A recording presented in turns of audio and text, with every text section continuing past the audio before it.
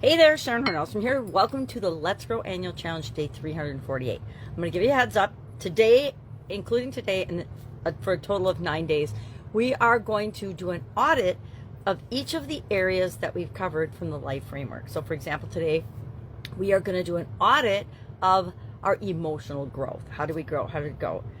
We're going to go back. Here's what I'm going to do. Here's the process I'm going to use. You can choose whatever process you want to audit it and review. Basically, an audit is just a review of what happened, what we did, what we learned, what actions we decided to take, and what progress we've made, and where we're at with respect to the whole emotional area and aspect of our life, and the goals that we set for ourselves. And the SOAP, we ran through the SOAP framework once, but what we'll do, what I'm going to do each day is I will go back and I will review my notes from my handy dandy. I know, isn't this horrible?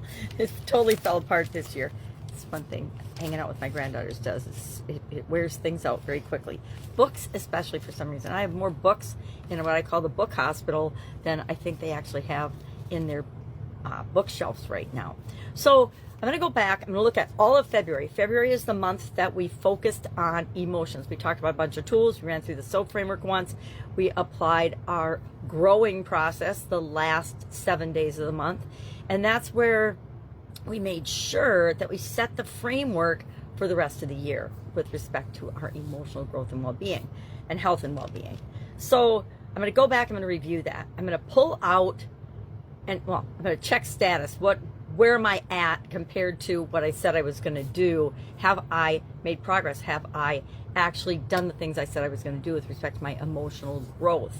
And then I'm going to use all of that information and set a goal for next year. I'm going to set one emotional goal. You can set up to 3, but make it 3 max, because we've got 9 different areas and aspects of our life that we're going to cover. And if you set 3 for each area, that's 27 goals, which is a lot. I don't know about you. I can usually manage a handful of goals, which is why I'll combine different areas of the life framework for my overarching goal to achieve in any given year, because even 9 goals that you're working toward, unless you're very dedicated in terms of your tracking and paying attention and actually scheduling what needs to get done to achieve that goal, it's challenging to achieve more than a handful of goals. At least for me. I know some people that can knock off 27 things no problem in a year. I don't have to be one of them, and the older I get, the less likely I am that I'm going to knock off 27 goals this year, depending on the goal and the size of the goal, right?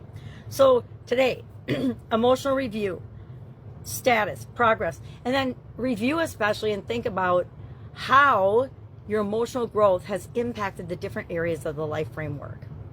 So how has your work on your emotional health, well-being, and growth impacted your physical, mental, spiritual, financial, etc., all the 9 areas of the life framework? How have they been impacted? If there's no change, just put NC by it, no change, because there's sometimes and some years where there were actually a couple of decades where, as far as physical health and well-being goes, I did not have goals set in that area because I was too busy running through my life. And I would have had to say year after year after year, no change, or actually a decline in my health for as an example. And we've got Bert's story and guide 2 of the Let's Grow Annual Challenge private Facebook group.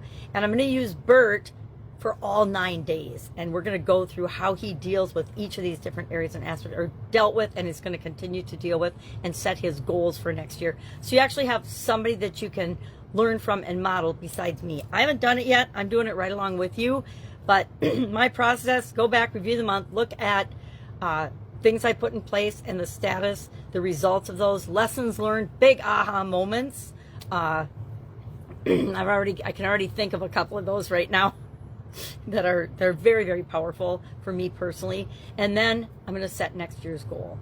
You can share whatever you want to share in the comments below today, whether you got it done or not. If you don't get it done, don't beat yourself up. Do what you can with the time that you've got. But know that this is a gift you're giving to yourself by reviewing what you've accomplished so far and kind of celebrating that in the area of emotional well-being, growth, and health, and setting yourself up for success next year. It's worth, if it takes you a half an hour today, or if it takes you 20 minutes or 5. For each of us, it'll be different.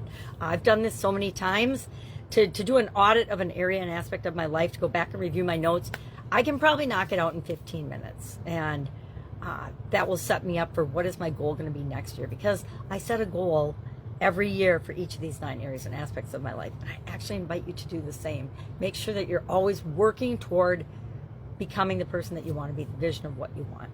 Any questions, please, please, please ask. If you get stuck anywhere, or you're frustrated about something, please let me know. That's what I'm here for, is to help you through those things. All right, have an awesome day, and I will, of course, be with you tomorrow.